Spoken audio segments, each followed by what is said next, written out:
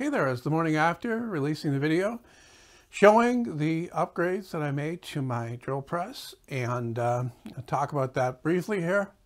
Go over the high points, I guess you could say. The biggest high point is this right here. Yeah, I love it. All the work it took to do what I did here is worth it just for that one feature. I can't express adequately in words how much I hated cranking up and down that table before. And this is so beautiful. The actuator that I used here is from that reclining chair that I took apart a couple of years ago, more than a couple of years ago. That's one of the things immediately when I took apart the chair that I thought about using it for in some way for the drill press to raise and lower something. Originally it was going to be the head going up and down, the table would be stationary, but then I came up with this here, and I think this is better. So it's strong because I can lock the hand wheel over here that supposedly tightens this on the column, put a lot of stress on there, and it'll still move up and down. It's straining a bit, but it's still doing it. So yeah, more than capable. And it really doesn't need to be locked. I can unloosen or untighten this hand wheel, and you're not pushing that down. It's really strongly held. The other key feature about this is that it has a vise on it that locks the table in place. You take the table off and put it over there. Now I should say that the table will be on there the majority of the time, but when you need a vise on a drill press to hold something, why not already have it there? That was my thinking when I did this, and it moves in and out like so. So I got a comment on the video that I like.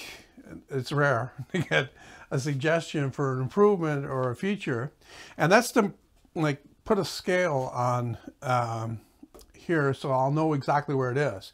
So I can put a pointer in this chuck so it comes down to a very fine point, and then I can, you know, line up the inside face of this and put a scale over there with a 0 mark that puts that dead center. So if I got a piece of 2-inch stock that I want to drill a hole in the end of, all I need to do is scale back 1 inch and it'll be dead center.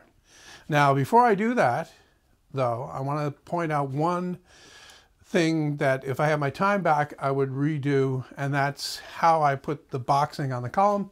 I put it together with just brads. I didn't glue it. That was mistake number one. Second mistake was I really should have glued it to the column as well. Put a lot of PL in there to glue it right to the column, and then put the screws in there, because what I have now is that there's a little bit, it'll twist a little bit because it's not locked to the column. Say, okay, there's a screw here and then there's a screw down here, and the plywood boxing in between will twist, okay, slightly. So the fix for that for me now is to either take it all apart and do what I just said, put the glue in there, but another way is to add more screws down each side into the column, and that will lock it up tighter, right? In the meantime, it's not that much of an issue. I've used it several times since I've, put the vise on here, and I'm not even locking the hand wheel, and I'm using it. It's not moving, it's not deflecting. Along with putting the scale on here, I've got a couple other things I want to do. Right now, when I put the table in place, it goes in there, and there's nothing to position it side to side, and I'd really like to put a pin in, and I think the way that I'll do that is get the table in, lock the vise in place, tighten that, and then drill a hole, like a 1/4 inch hole or maybe a 3/8 inch hole, down through the table and into that front jaw, like the top of the front jaw. Put the dowel in and then just cut it off flush on the surface here, so every time I put the table in place, it will locate in that hole. and you know, that'll keep it in the position side to side. Then I can redo this hole in the middle here. I drilled it out already with an 1.25 inch bit. I think that's what that is.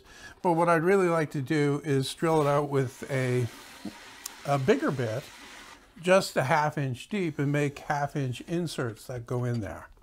So, you know, I have a 2 inch Forstner bit that I can put in, and I'll drill in about a 1/2 inch deep, and then I'll make some 2 inch plugs that'll just go in there, and I can replace it.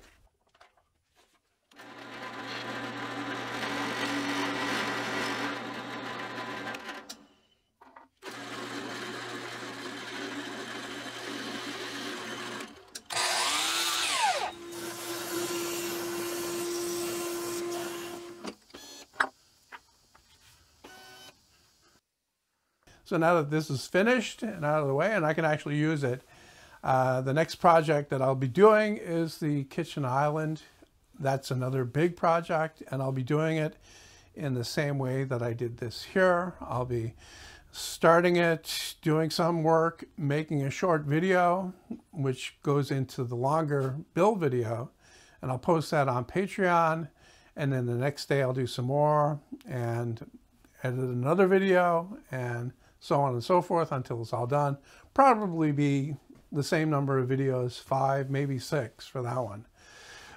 Because the sequence will be, I'll be doing all the cutting out here, but I'll be doing all of the assembly in the kitchen. And I'll be starting with the base, building that up from the bottom.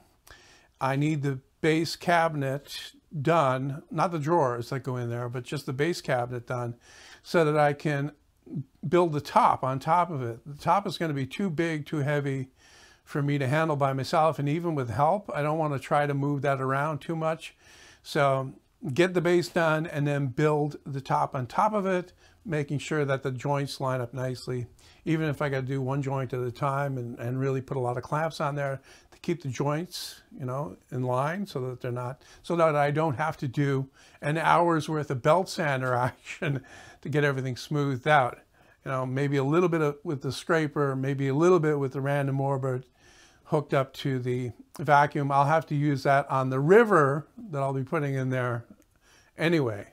So yeah, the base, and then I'll be building the top on top of that. The top will overhang the base by, I don't know, about that much, and be supported by corbels that are modeled after the Art Deco style trim that I did to the stairs going to my basement. And the panel details for the base will match the cabinet doors that I already did in the kitchen. And of course, the top will be solid cherry with that stupid river running through it. It should be fun. He's fine. I'll be in the hospital bar. You know, there isn't a hospital bar, Mother. Well, this is why people hate hospitals.